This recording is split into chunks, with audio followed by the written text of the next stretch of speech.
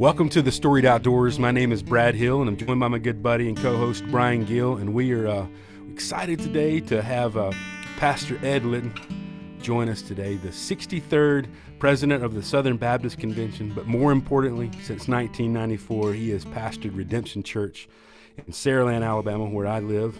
He's faithfully and gracefully shepherded many, including my in-laws and many of my family for many years. And so I'm thankful for his work, and I'm thankful for his time today. Although there's so much that we could include in your bio, Ed, one that we want to include is you're also a fly fisherman.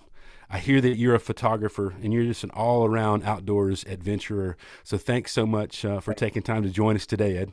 Oh, listen, it's my honor to be with you guys. Yes, I love the outdoors, and I get a lot of recreation and God's creation, and I love taking photographs of it. It's just it's an amazing gift from God.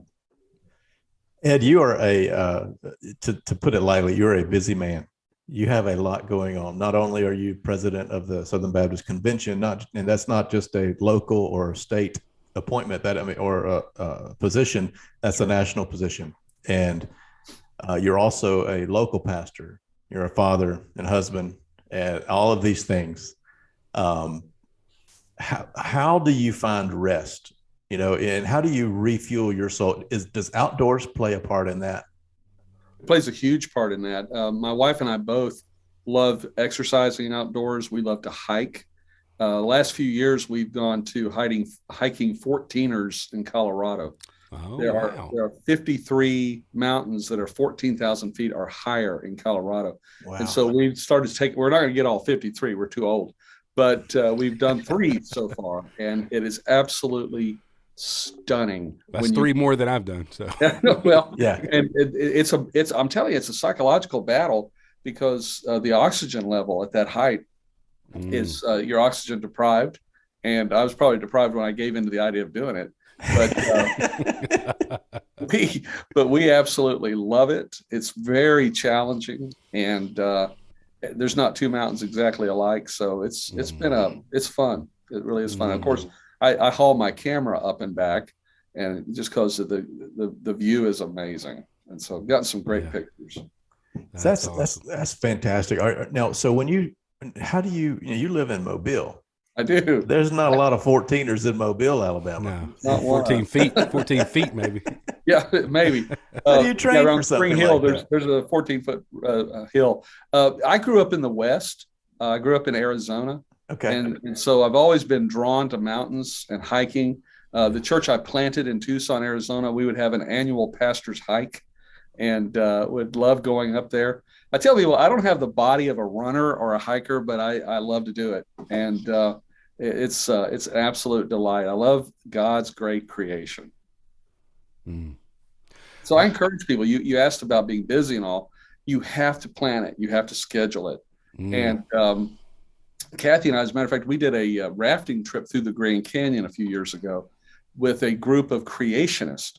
And it was fascinating to study how the canyon actually was formed. When you go to the tourist office up there, they tell you it was billions of years, and like Carl Sagan. But in fact, it's fascinating when you go down into the canyon. It's like our guide said, it's like God split the earth open to show us what He did. Wow. It is truly amazing. But you camp outdoors. We sleep out under the stars. And matter of fact, that was one of my most amazing photographic experiences. I woke up at 2:00 in the morning. We're sleeping outside. I looked straight up, and there's the Milky Way, like I hadn't seen it in Mobile in years. I almost forgot it was there. And I just got my camera, set it up on a little mini tripod I travel with, and just sat there and opened it, just exposed it. And it produced some of the most amazing pictures. One of them is right back behind me here of the Milky Way. And it's just, again, it's God's creation. It's absolutely wonderful. So we were talking a little bit about that before. Brad and I were kind of just talking about photography in general. Now, can you, from a technical standpoint, how did you get a photo like that? Because, you can't just go out there and snap it, right? Well, it's funny because I show everybody on my iPhone. I've got the finished picture on there, and they go, "You took that with an iPhone?" I go, "No," but I'm telling you, they're getting the technology's there. Basically, I have a full frame Canon camera, and good lens, and basically good piece of glass. I set it on a tripod, and you have to open your exposure. The darkest place in North America is at the bottom of the Grand Canyon. Wow. And so you could do a 30-second exposure, and I mean, it absorbs light. The sensor on that camera is on that full frame camera is actually more sensitive than your eye, and it picked up a star. What I knew was a planet because it was bright, but it turned out you can see the rings of Saturn on that picture. It's absolutely amazing. I can send it to you, and you can see what I'm talking about. Did you have to open up your ISO? Did you have to change that? Did you put that at like a? Well, a lot of cameras today have a bulb element where you can set it open, and then you click it and it stays on until you click it again. Yeah. That's the simplest way to do it. But you just have to figure out the lighting, exposure, and then sit there and open up the ISO as much as you can. Yeah. Wow. I think I shot that with like a 400, and so because I wanted to absorb more light, but it's just absolutely beautiful, and got some great shots on that trip. I've hiked the Grand Canyon twice, and that's just an amazing place to just see God's handiwork. Yeah, I know that's something on your list, Bryan. That's something we've talked about doing is going over and hiking. Rim to rim hike. We may do that this fall. Actually, we're thinking about doing a trip this fall there to do that with my wife, and hopefully Brad or maybe some others can come. Yeah, it's still pretty warm in the fall at the canyon. There's the north side, which very few people ever go to, and you can hike down. It's kind of difficult to get permits to do it. They use a lottery system now, but you go on the National Park Service and figure it out. It's great. It's great. Now, Ed, I've seen a few social media posts that involve some fly fishing. Can you share a little bit about like how did you get it? That's not something that I have found here in Mobile. That's not something super common. People will be like, "You fly fish?" I'm like, "Oh, I fly fish." Yeah, there's too much structure around here. You get caught up in the trees all the time. I'm sure there's some saltwater fly fishing that goes on. Oh, there is. I can attest to that. Yeah, our Bass Pro Shop has a whole fly fishing area, which always amazes me. But sometimes from a boat here, I've cast in toward a shore with a fly rig. Yeah. But it's just something. Honestly, it's probably I saw the movie River Runs Through It years ago, and I kind of got hooked. And that's a story of a preacher and his sons. But that's right. Presbyterian. I just enjoy it. I love the idea of luring that fish to come up, to rise up and take the bait, take that fly, or if it's a nymph or whatever, just to kind of pull them out. And it's fun. You do have to travel a little bit. I've got to explore. Alabama has somewhere north of Birmingham a stream that Alabama Power has kind of developed and stocked, but I haven't found it yet, so I haven't had a chance to get up there. Ed, we have heard that there are fish in there that are trout in there. I've tried 4 times and I've yet to catch one. And so I know a lot of my buddies who listen to this podcast, they catch them all the time. But it's I don't think we've been willing to throw corn. Bryan. I'm not going. There's your problem right there. They don't act like a brook trout or a river trout or a wild trout. Cutthroat and those. My favorite place to fly fish right now. I mean, I've fly fished in the Smokies, but my favorite place. I did a dream stream outside of Colorado Springs, but Idaho is my favorite place. I love to go up to Coeur d'Alene. We've been hearing about Idaho. It's, from what I understand, pretty underrated as a destination state, but I'm pretty sure the people of Idaho are glad that it's underrated. Yes. Yeah, I don't want it to get too crowded. That area is booming right now, but the Coeur d'Alene River is amazing. You see salmon in there. You can see trout. Wow. There's a whole bunch of rivers, great places. Here's the trick to fly fishing.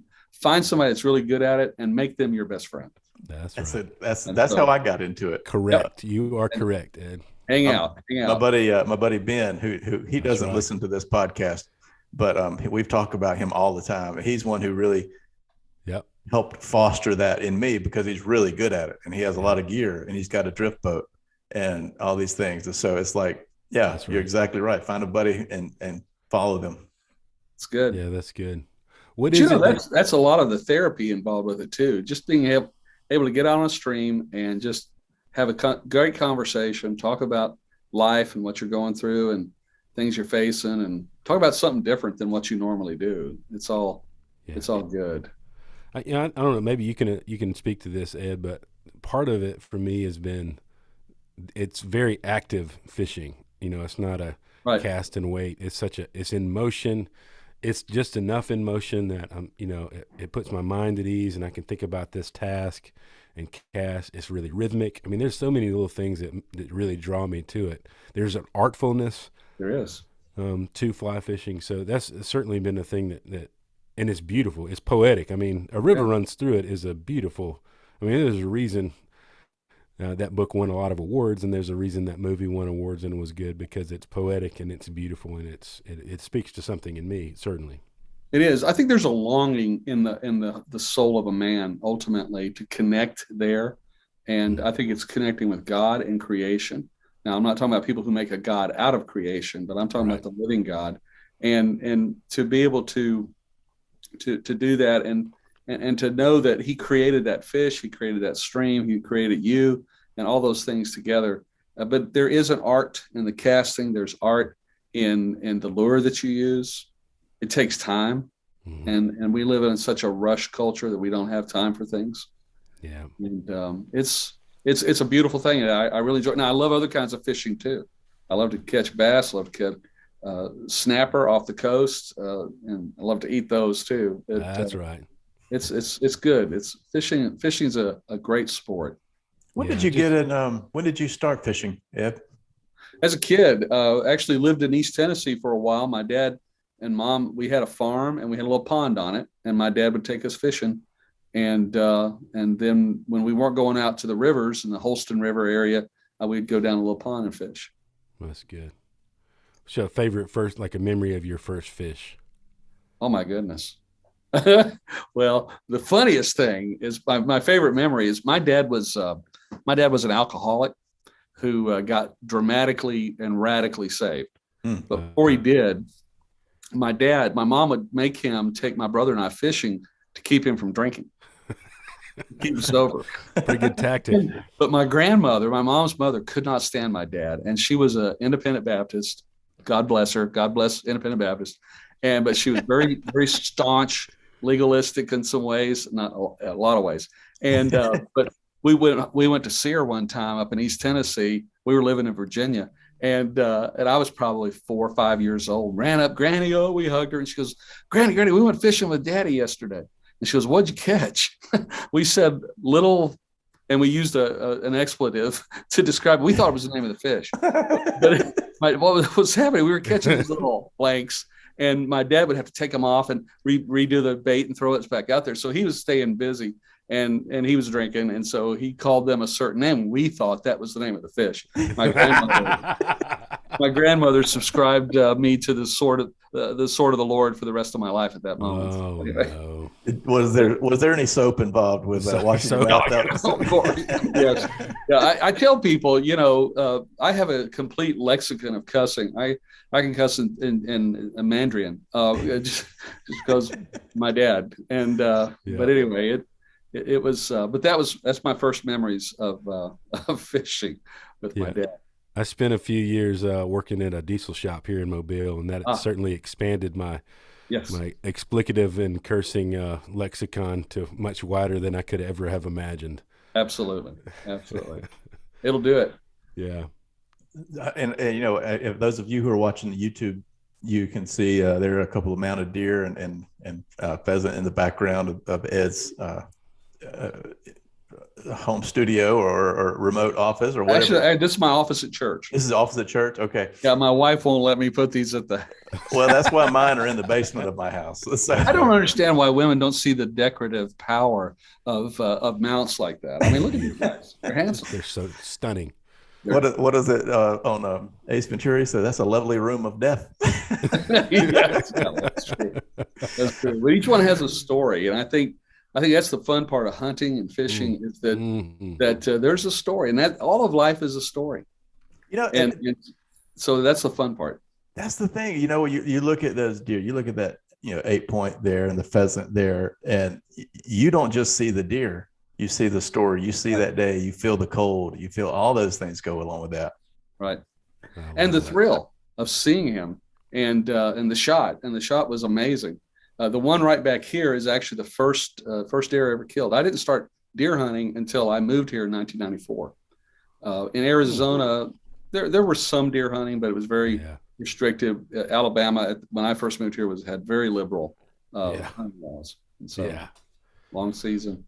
Yeah. And so I learned to love it. I bet. Yeah, that's our community up in Saraland, Satsuma. That's such a big. Hey, listen, Sunday after church, I'm driving home, and there was 2 trucks with deers on them, with a deer on the back. Yeah, and pretty good sized deer too. I believe it. Hey, the other thing we have in Saraland, you keep talking about Saraland, is we have bears. That's right, absolutely. Yeah, I don't doubt it. Oh, we do. There's a weird thing on the Gulf Coast, but there's this black bear population that's pretty much confined to this region, and they're all over.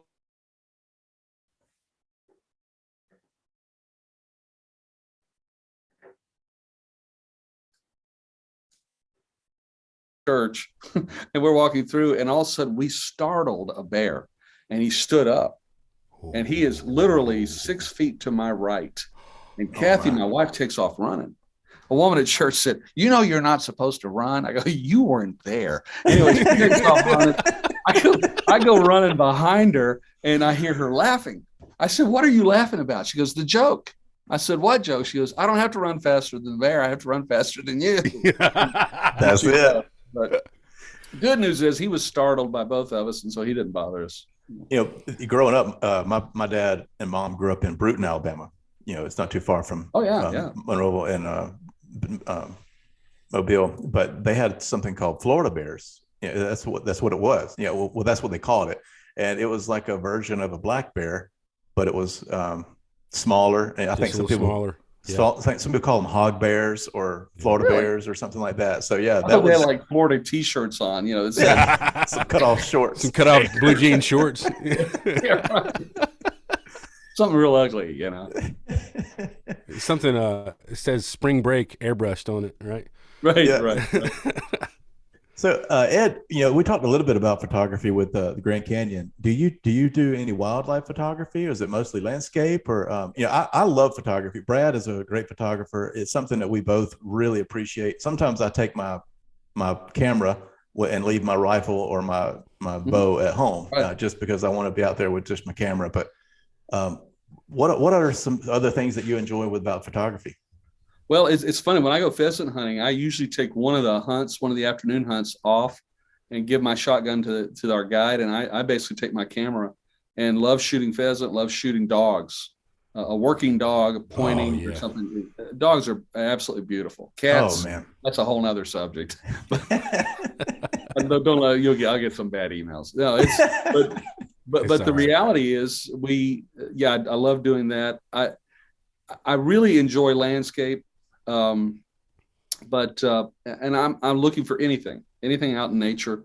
I actually took a picture of a white buffalo in Colorado. I was coming back from a dream stream fishing, and we saw him in this field, and the majesty of the mountains behind him just turned out to be an amazing shot. Oh man, I'd love to see that. Yeah, it's very unusual to see it, obviously, and of course the native peoples thought that they had very holy spiritual absolutely power. Right. Just so, because they're rare, right? I mean, right. So rare. And then deer, I love deer. They're so elegant. And what you asked about a story. I was hunting in Kentucky and was sitting up on a hill, and I literally was sitting over about 10 acres, and it had been well designed. There were some fields, there was some corn over here and different things, some tree lines. I had a lot of space to see a big kind of a majestic view of this area. And I watched this doe come in with a yearling. And the yearling was just following her every step of the way. And then all of a sudden, I see 2 coyotes coming on the other side, and they begin stalking her. And I'm thinking, do I shoot them? Do I? And I looking back, and I even regretted that I didn't. But I just got caught up in the drama. I was amazed how they stalked her. But when she saw them, she and the yearling took off.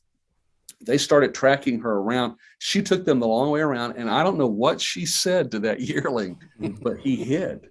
She hid him, and then redirected their whole attention, got away from him. Oh, wow. And I watched that whole thing take place. I'm going, our God is an amazing creator. And the skill, the ability of that mother to protect that yearling and to be able to defeat those predators was absolutely fascinating. I didn't shoot a thing that day. I just was overwhelmed by creation and that story. It was a drama literally being played out in front of me. No doubt, right? Yeah, you could probably hear, like, I would probably have heard the National Geographic guy's voice in my head narrating the story, because that's kind of the way I pictured it for a second, you know. Right. Well, she got away from both of them, and they never found the yearling. That's incredible. Yeah, and I could almost hear a British accent. Oh, they're about to be consumed by yeah, exactly. Yeah, that's one of those things, you know, when it sounds kind of crazy that you go and it's cold weather and you're sitting out there, it's pitch black dark, and then you sit out there and then it comes out and you get out at some point in the morning. You know, you've been sitting in a stand for 5 or 6 You're describing duck hunting. Well, yeah, that's exactly something like that. It sounds crazy, but the things that you get to experience in the outdoors in hours of the day that people usually aren't awake, or at least outside, it's really a phenomenal time. It's a special time. I love just sitting there and closing my eyes and just listening to the world kind of come alive right there those early morning times. Well, and I tell you, it's a great time to commune with the Lord. It's a great time to have your quiet time. Oswald Chambers always goes hunting with me. There you go. And so we sit and talk about our utmost for his highest, and it's just it's a good place to work out your stuff. Yeah.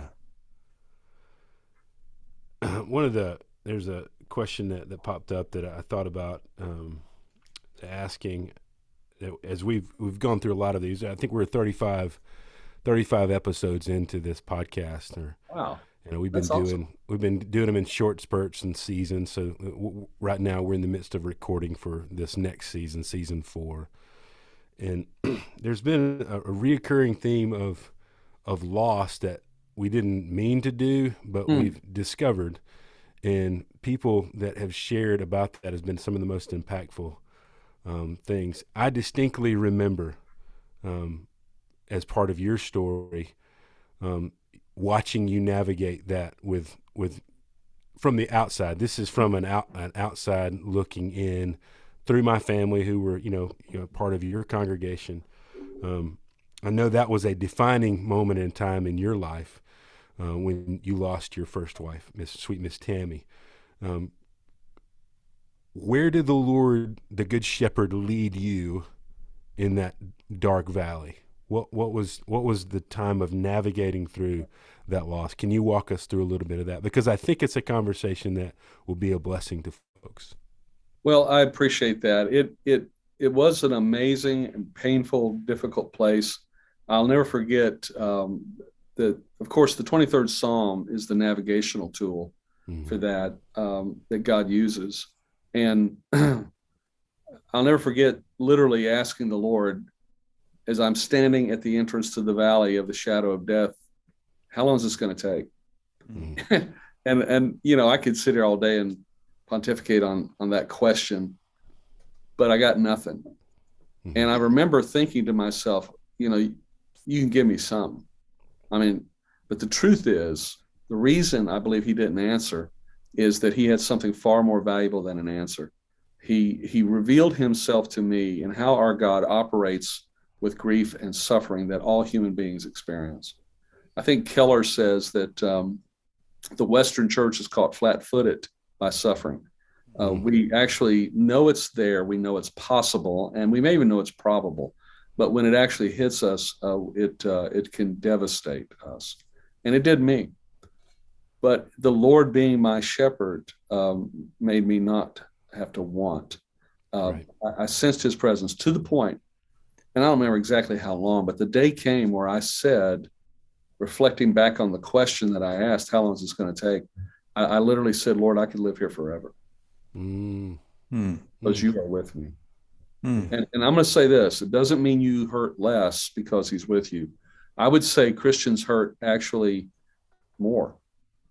I think the intensity of the loss and suffering is real. And I think that, but his presence and the care that he gives is what I look back upon, and it's altered my life. I still practice his presence. And because I can't survive a day without starting that day with him. Yeah. And that's not some legalistic statement, although I think it's perfectly fine to be legalistic with yourself. It's when we impose that on somebody else that it becomes true legalism in its worst form. Right. But we have to develop the discipline of time with the Lord, but boy, it pays off when you're suffering. Yeah. Ed, it seems like what you said just a second ago, you're talking about reflection. You reflected on that event.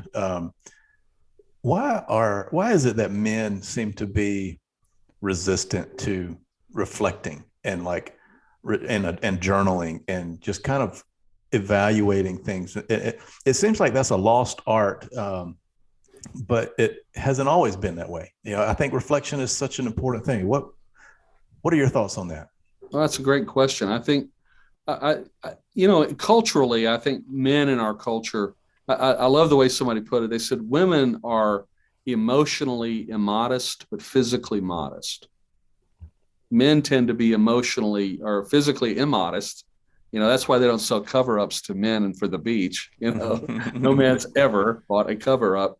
He just goes out, hey, I got my Alabama shirt goes off. We're heading for the water. I got my dad bod. Yeah, exactly. And quite proud of it too, but we're emotionally immodest. We really, and I see this with working with men, all of my ministry, that it takes a while for a man to build trust, to know that he's safe. Because I think some of it is we frankly deal with things that we're not really prepared, and we really don't have a framework of how to think about it. And I like helping men do that and think it's okay. It's okay to express your worst fears. But most men don't do it because they're afraid they're going to be mocked or, and it's a fact. I mean, that's the way most men treat each other, tragically, even inside the church. Yeah. And men lead and die lonely, lonely lives. And we often die lonely. We need friends.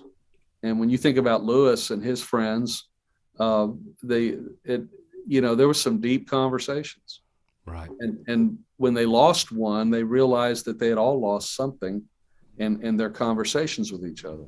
Right. And so I think that's what, when you do hunt or fish with somebody, you need a friend that you can talk to and that they can hear you out. Be honest with, I think a lot of pastors, tragically, especially my generation and older, were kind of mentored or taught that you have to be careful who you trust because, you don't want to let people in, and that leads to a lot of dysfunction. Yeah. You need to be transparent from the pulpit, but you need to be transparent with somebody you can trust. Yeah. I've seen that a lot with pastors. It seems sad because it feels like they don't have friends, Right. And and it may be because what you just said, not being able to trust and kind of put that guard up. Yeah, trust is huge. I think you can get hurt. Yeah, life is full of hurt, and sure. I love this. There was an article in Sports Illustrated years ago about Evander Holyfield, the boxer, and his manager said he was a great boxer because he wasn't afraid of getting hurt. Wow. And so when you're not afraid of getting hurt, you can get close. And we're all pugilists. We all have a need, to struggle well and to fight this fight. And of course, God did not mean for us to do it alone. That's good.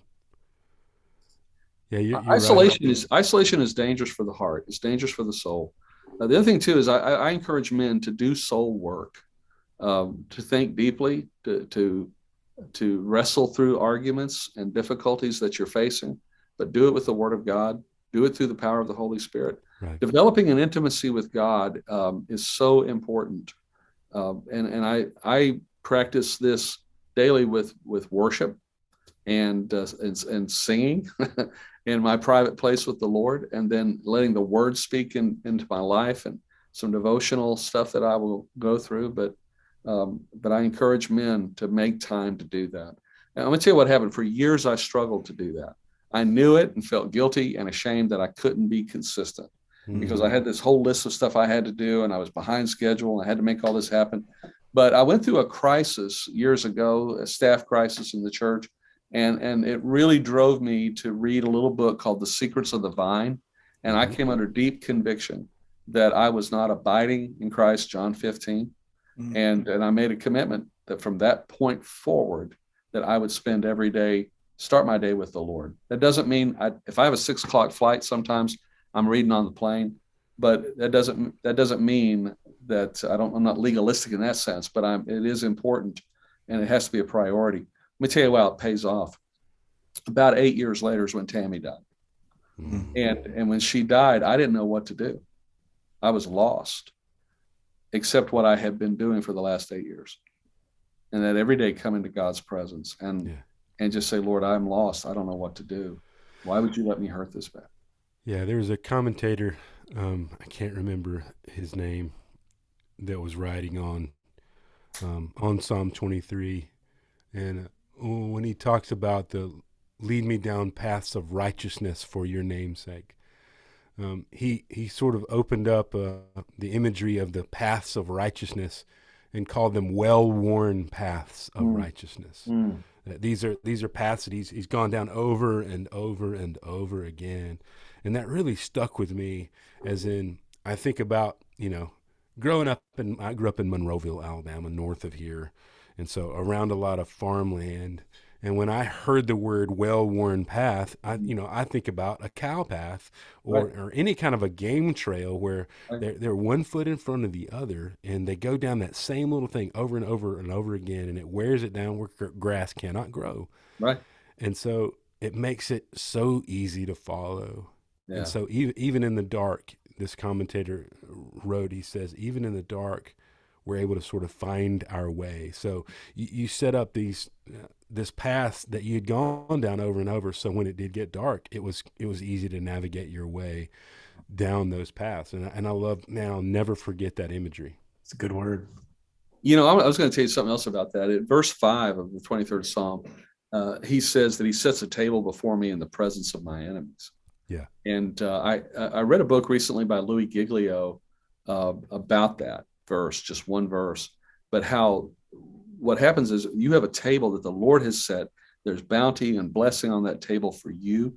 And here's my biggest struggle. The reason I struggled for years to have a consistent quiet time was that my mind was full of all kinds of thoughts. I got to do this, and so said that. I got that nasty letter. I got that person who's bugging me. I've got this problem I can't solve. I've got my own sin nature I'm wrestling with. And so you got all this stuff flooding in there. And what he points out in the book is that those are the enemies that you're seated among. Mm-hmm. And what you have to do is you have to focus on the Lord who set the table before you. He's not going to let the enemy come to that table. That's a table for you and Jesus. Mm-hmm. And he made that table, set that table for you. You have to fight the battle in your mind of bringing every thought into submission. Yeah. To be able to sit there and have the kind of relationship he wants to have with us. It's powerful. It is. You said before we started recording, you reminded me about the TV work that you guys did and the hunting show that you guys did. I totally forgot about that, but I remember you guys doing that and seeing some of those. What's perhaps one of your favorite stories or things that came out of that season? Why a TV show about hunting? What was the draw for you guys there? Well, I've worked in television in the past and radio, and I've always been interested in the media. But we saw everybody had preaching services on. We decided we wanted to do something that would draw men in particular to hear the gospel. Mm-hmm. And we just decided we have a lot of hunters in our church. And if a guy can climb a tree, he can learn to use a camera. And so volunteers were there, and we started a local program. It became national. Ultimately, we called it the 180 Outdoor Show, because the story you tell while you're sitting in that stand or fishing or whatever you're doing or stalking, the story you tell in the process of hunting is your life story. And ours was based on the idea of a person who had a 180-degree change that the gospel brings. It was subtle, but then we had other ways of getting our viewers to call us, and we had an opportunity to share the gospel when they called us. Wow, that's cool. And so we were on for 8 seasons on the Outdoor Channel, and had a great relationship. The economy turned south, and we had to give that up. But for 8 seasons, God used us to reach some people with the gospel. Probably had some pretty good adventures too, huh? What's that? Probably have Oh some yeah. pretty good adventures too. Oh yeah, absolutely. And I wasn't the host of the show, but I was the executive producer, and I appeared on it a few times, had some great times. Took my daughter fly fishing up in the Smokies. We did an episode on that. Turkey hunts, all kinds of good things. Man, But that's mostly fun. our stock and trade, like most outdoor television shows, was deer hunting, Yeah. Right. some elk. It's so we hit on it earlier just about the need for not going out alone. There's nothing quite like, sharing a boat. I mean, Bryan and I have shared a float and floated. We floated the elk with Ben, a small little river up in East Tennessee, Oh yeah. and just that time of floating together is so. There's conversations that all of a sudden you have time for, right? Right. Because you're not in any hurry. You don't even have a motor. You're at the mercy of the speed of the river. You Right. don't even know what's around the next corner. And so, whether it's a hunting trip or a fishing trip, man, you're right. You're so right. As I think about those experiences, they would never be as fun by myself. That's right. They're so much more fun in the moment and to reflect back on, right? I mean, how many times did you guys debrief on those videos and those hunting trips? And there was more content that you probably could have had in post hunting trip conversation, right? Because you're reflecting back on that experience that you had Well, and then together funny things outside. happen to you, and so it intensifies the joy of it because you share it with somebody else. Yeah. It's absolutely, and there's guys also will have conflicts, and difficulties will come up, and problems that have to be solved, Right. and so the other thing we're big on is men especially, I think, need a place of honor, and when men talk to men. And I don't think a lot of people understand this, but when men talk and listen to another man, they are honoring him. Mm. Because you're asking to do something, as we said earlier, that he doesn't always do. And that is, he opens up and he shares. If I said to you, man, I need your help with something, and then you go, hey, I know how to do that. And then let me come over, I'll help fix that with you. Or we'll get that thing straightened out, or I'll teach you how to do that fly or whatever. It honors another man. And I think honor is very important, I think, in God's word. And it's something that's missing in our culture. Yeah. We dishonor men. We dishonor one another. And there are reasons that some men act dishonorably, but most men, I don't believe, do. And I think all men have a hunger ultimately for that. It goes back, and it's tied to our hunger for fatherhood. Mm-hmm. Yeah. And that's why I encourage dads to take their children outdoors. Take them, whatever you're doing, riding bikes or whether you're hiking, but have a life like that gets your kids out of the house and realize that there's a big world that God created out there, and learn to appreciate that world. Because you see the genius of God in his creation. Absolutely. It's so easy to find things to talk about or things to point to, when you're outside. You can't do that when your face is buried in a screen, know. But it's so much easier to have those conversations creatively outside, no doubt about it. You talk about fathers. Brad and I both have lost our fathers in the last few years, and what we've found is that God is able to use the outdoors to help us bring about those moments of reflection, and to something, I don't know, it's something about being on water that is healing, and we're around something that's bigger than ourselves, and we're reminded of God's greatness. And one thing that we like to ask at the end of each episode is, what is your next adventure? Next adventure I have planned in late April is to go back up to Idaho and to do some fly fishing for a few days with a good friend of mine. We are part of a discipleship network together, and we just became friends over the years. He has one of the most amazing testimonies I have ever heard of how a man came to faith in Christ, and was literally raised in the woods in a tent as a little boy by a mom who had some real struggles in life. And she felt the need to get away and to escape life. And so he literally had to rough it out. They killed their own meat. He had to go get water from a stream, and life was hard. And there's a long story ultimately how he came to faith in Christ, but it truly was an amazing story.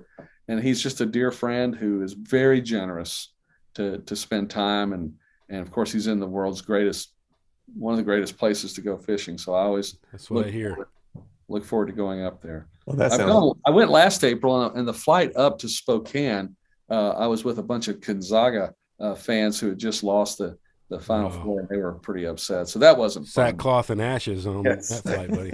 So I didn't crack any jokes at all about it.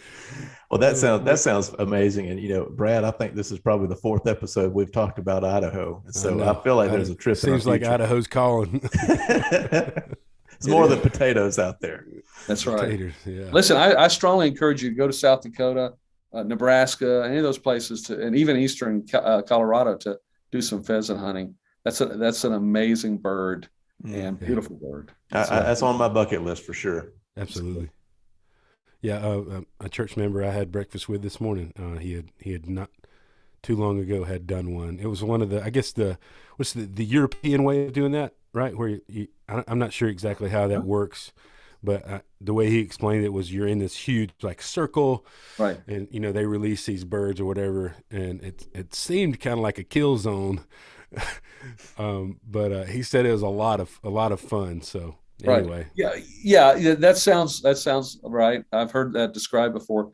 But they're pretty much out where I go. They're pretty much native to the area, and you can't hunt until noon because they get their craw full of corn in the morning, and they have to have a chance to eat, and then then the dogs go to work, and dogs are fascinating too. It's so beautiful. I've been able to one time over in Steelwood, if you're familiar with Steelwood down here in Mobile. My father-in-law, Mr. Milton, who you know, right? Milton took me over to Steelwood, and we quail hunted over there, and I'd never done that before. It was incredible to watch those dogs work in tandem with their guy, telling, I don't know what he was saying, but they certainly knew exactly what he was saying, and they were following his direction. It was so exhilarating to see that dog get on point and see him trembling, so excited to flush the birds, and everybody get in position. So yeah, I can certainly see the draw to quail hunting or pheasant hunting, and plus, man, they're just gorgeous birds, gorgeous. They really are. Well, I'll definitely take my camera and do a photography a little bit one day if I get to go. That's true. That's good. This has been a great conversation, Pastor Ed. I really appreciate you carving out some time for us fellows to have this conversation, and I really, really appreciate it. Well, listen, I've been looking forward to it. I love talking about this stuff, and always love talking about the Lord. Maybe one day we can wet us a line together, and maybe try to find us a trout.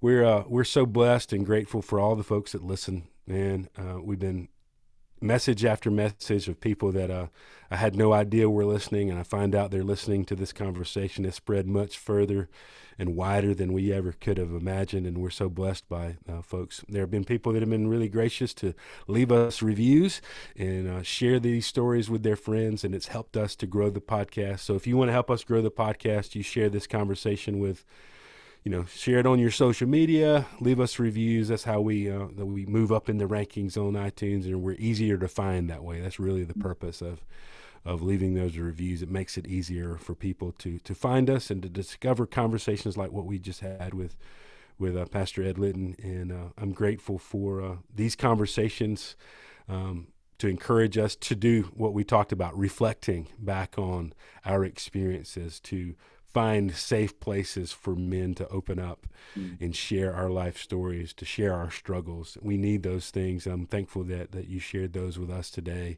and have modeled the very thing that we're passionate about on this conversation, that we hope does that thing for our listeners, that they open up, that they share, write their stories, share their own adventures in what we call the storied outdoors.